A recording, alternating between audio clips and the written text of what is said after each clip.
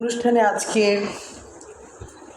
যিনি আয়োজনের নেপথ্যে আছেন দীপঙ্কর দীপন, প্রথমেই তাকে অনেক অনেক শুভেচ্ছা জানাচ্ছি। ঐতিহ্য এবং সংস্কৃতির কুমিল্লাকে হৃদয় ধারণ করে এত সুন্দর একটা স্টেপ নেওয়ার জন্য, এবং সেই সাথে উপস্থিত সবাইকে জানিয়ে অনেক অনেক শুভেচ্ছা এবং অভিনন্দন করে। যেটা আমার খুব মনে হচ্ছিল যে ইতিহাসের একটা অধ্যায়কে তুলে ধরতে গিয়ে দীপঙ্কর দীপন বোধহয় আরেকটা অধ্যায় তৈরি করতে যাচ্ছে। আমরা সেরকমই আশাবাদী।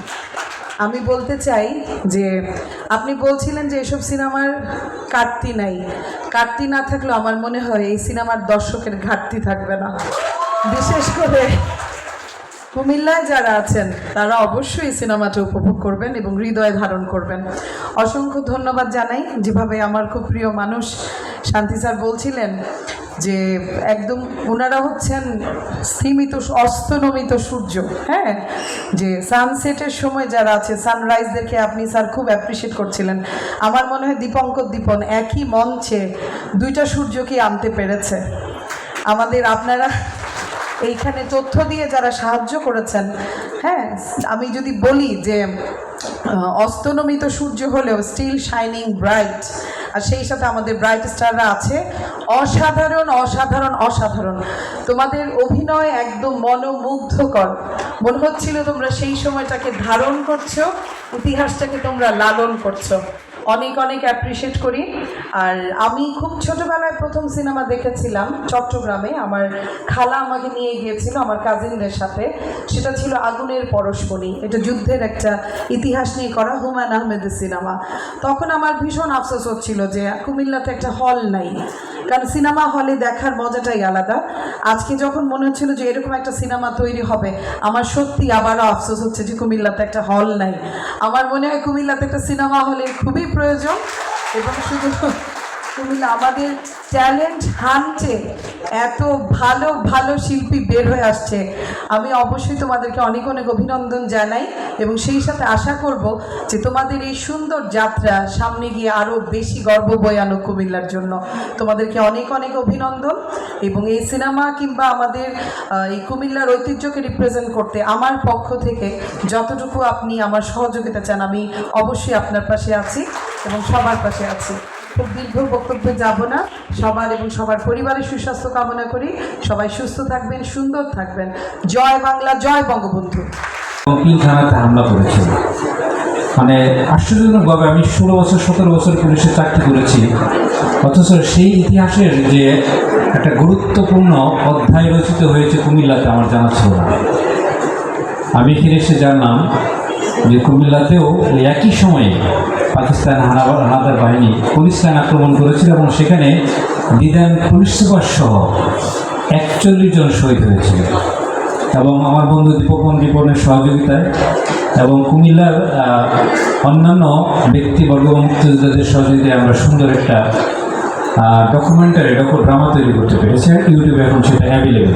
এবং আমার এই ড্রামা বাংলাদেশ পুলিশের ইউটিউবে আপলোড হওয়ার পর অনেকে আমাকে ফোন করেছে যে এত চমৎকার একটা ইতিহাস, গৌরবোজ্জ্বল ইতিহাস কুমিল্লা জেলা পুলিশের আছে, এটা আমরা জানতাম না।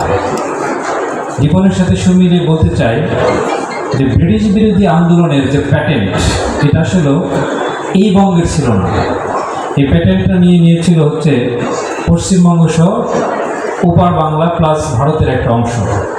তারা দয়া করে আমাদের এখানে প্রীতিলতা, মাস্টার সূর্য সেন এরকম কয়েকজনকে রেখেছেন দয়া করে বিভিন্ন জায়গায় তাদের বিষয় আলোচনা করতে গিয়ে মাঝে মধ্যে এদের নামটা মেনশন হয়েছে, কারণ এটা এমন একটা বিষয় ছিল ওই সময় যেটা আসলে অ্যাভয়েড করার সুযোগ ছিল না। বাট কুমিল্লা আসার পরে আমি বিস্তারিত জানতাম না, বাট ছোটো ছোটো কিছু কিছু বিষয় জানতাম, যেখানে ব্রিটিশ বিরোধী আন্দোলনের একটা চমৎকার ইতিহাস আছে। এই কুমিল্লার যে গোল্ডেন সয়েলের একটা চমৎকার কন্ট্রিবিউশন আছে। আমার বন্ধু দীপন যখন কুমিল্লাতে বেড়াতে আসতো আমার কাছে, অনুসন্ধিক সুমন সবসময় আসলে ভালো ভালো কিছু, আমার যেমন চোর, পুলিশ যেমন সবসময় চোর খোঁজে, এর বাইরে তার তেমন কিছু মাথায় ঢুকে না। শ্যামাপ্রসাদ স্যার যেমন চমৎকার করে বক্তব্য দিতে পারে, আমাদের সৌরভ চমৎকার করে বক্তব্য দিতে এগুলো আমার আসলে সেটা আমার কাজ না। ঠিক দীপন এখানে এসে ছোট্ট একটা লেখা থেকে জিসির বাংলোতে তার মাথায় আসলো যে একটা ফ্যান্টাস্টিক মানে হিস্ট্রি, এটাকে নিয়ে রিসার্চ করা দরকার। এবং আমার আরেকটা ধারণা ভাঙলো দীপনের সাথে তখন মিশে।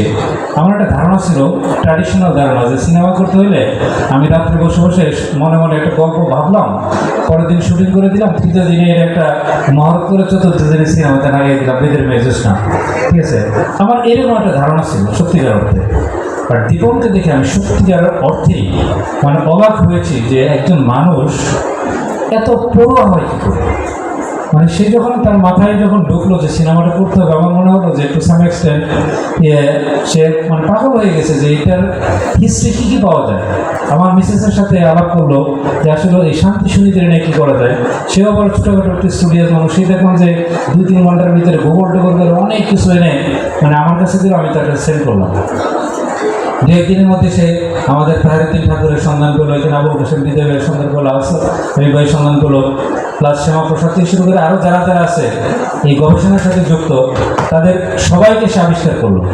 আবিষ্কার করে যত রকমের বই আছে সমস্ত রকম বই কালেকশন করা শুরু করলো। সে উল্লাসকরের বাড়িতে চলে গেল, সে ব্রাহ্মণবাড়িয়ার সরাইলে। এদিকে আমি যতটুকু জানি আবুল কাসিম নিতে ভাই সেই ইন্ডিয়া থেকে এদের কী বলে যে জীবনী, সেও দেখলাম বিভিন্নভাবে অ্যামাজন ঘেটে বিভিন্ন কিছু করে হিউজ বই কালেকশন করলো। এমন দেখছি একটা বই নিয়ে সে সন্ধ্যার সময় আমার বাংলাতে রাত্রেবেলা খাওয়া দাওয়া করে বলে যায় একটু ঘুমাই, সকালে শুনি সারা রাত ঘুমায় না, সারা রাতে বই পড়া শেষ করে দিয়েছে। মানে এইভাবে টানা আমার কাছে মনে পড়ে যে প্রায় 2-3 মাস দীপনার ঢাকাতে ধরে আমার সাথে আমি দুষ্টামি করতাম পারমানেন্ট সেটেল হয়ে গেলি না। এই পড়ালেখা করে দেখলাম হিউজ এত বড় একটা বই সে তৈরি করে ফেলছে যে শান্তি সুনীতির কন্ট্রিবিউশন নিয়ে এগেন্স্ট মানে ব্রিটিশ। মানে দ্যাট ওয়াজ মানে আমার কাছে একেবারে কল্পনাতীত মনে হয়েছিল যে আসলে সিনেমা করতে গেলে এত পড়ালেখা করতে, এত গবেষণা করতে হয়। তখন সে বলতো যে আসলে যেহেতু এটা ভারতবর্ষের একটা ইতিহাস এবং এই ইতিহাসের সাথে এন্টায়ার ওয়ার্ল্ড যেহেতু কানেক্টেড হবে, এটা বিড়ি একটা বিষয়, তার তথ্য প্রমাণ ছাড়া কোনো কিছু আসলে করা উচিত না। তারপরে আরও মজার ব্যাপার যেটা সে বলেছিল, হঠাৎ করে যে কলকাতার বিখ্যাত স্ক্রিপ্ট রাইটার সৌরভ আমার বাসায় সাহায্য করে। সেও 4-5 দিন সার্কিট হাউসে থেকে আমার বাসায় খাওয়া দাওয়া করে একটা স্ক্রিপ্ট রেডি করে দিল। আমি তো সেটা পড়েছি, বাট আমি তো সিনেমা অত বুঝি না। দীপনের বাসায় সেটা হলো যে তার জীবনে দেখা সেরা একটা স্ক্রিপ্ট। ধন্যবাদ। আজকে মেধা অন্বেষণে যে চূড়ান্ত পর্ব, আমাদের ছাত্রী সংঘ নামক যেই একটি চলচ্চিত্র নির্মাণ হতে যাচ্ছে, আসলে দীপনদা যে কথাটি বললেন যে আসলে অনেক সময় সবাই এখন চলে যাওয়ার মুডে আছে, আমার মনে হয় বক্তব্য আর ভালো লাগছে না। আমি শুধু বলতে চাই যে এটি আসলে অনেক সময় অনেক খুব নর্মাল জিনিস থেকে অনেক বড় কিছু হয়ে যায়। এটা আসলে আমি আগে গল্প শুনতাম, বাট দীপনদাকে দেখে মনে হচ্ছে যে আসলে বাস্তবতাও ঠিক সেরকমই। কারণ এটি শুরুটা দীপনদা যেটি বলেছেন যে উনি যেদিন ওনার সাথে আমার প্রথম পরিচয় হয়, মান্নান ভাইয়ের সাথে গাড়িতে ছিলাম, বলেছেন যে একটু চলেন, আমার এক বন্ধু আসছে, আপনি একটু পরিচয় করে দিন।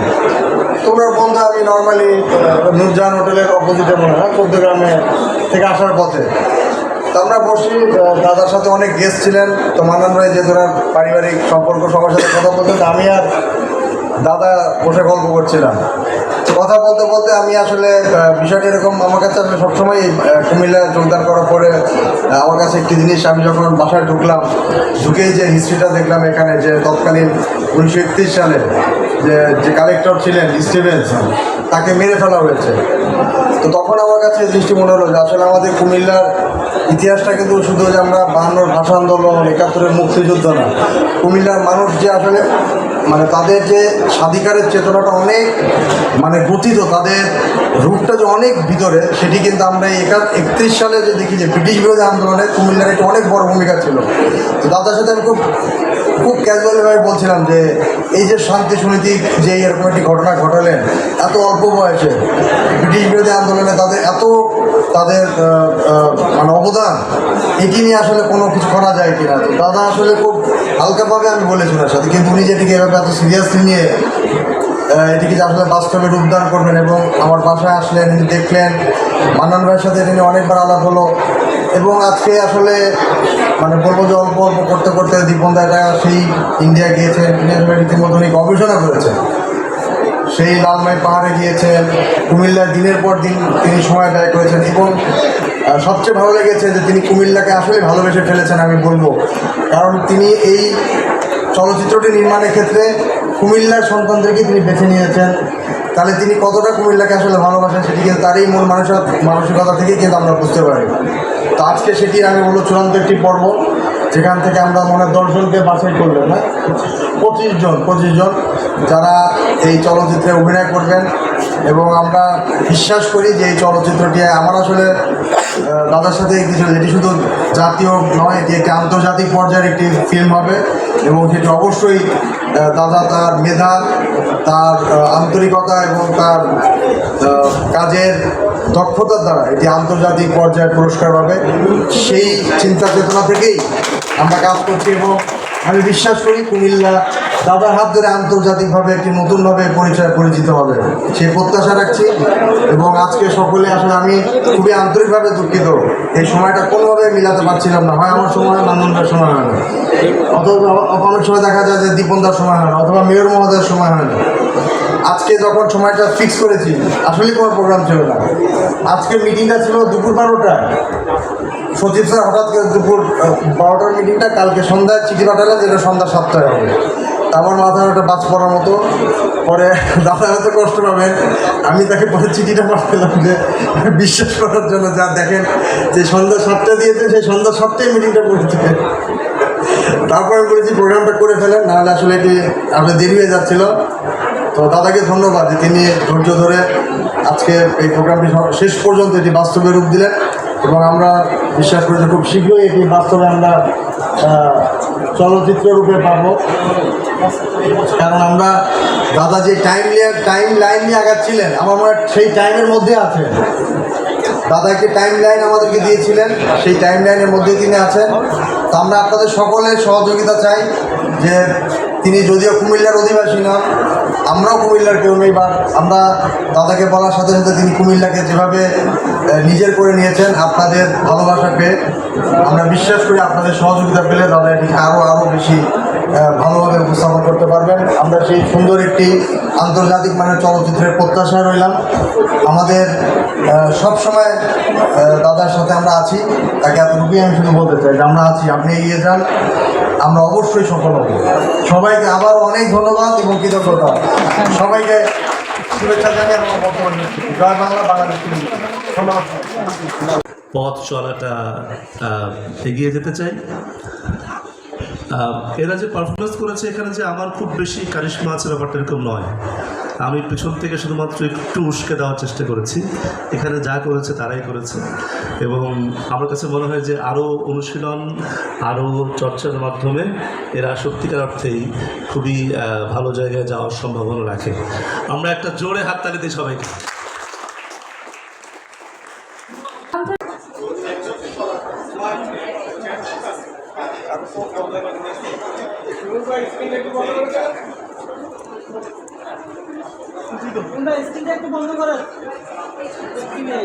এই তলা পাত্র সামনে তাকাও।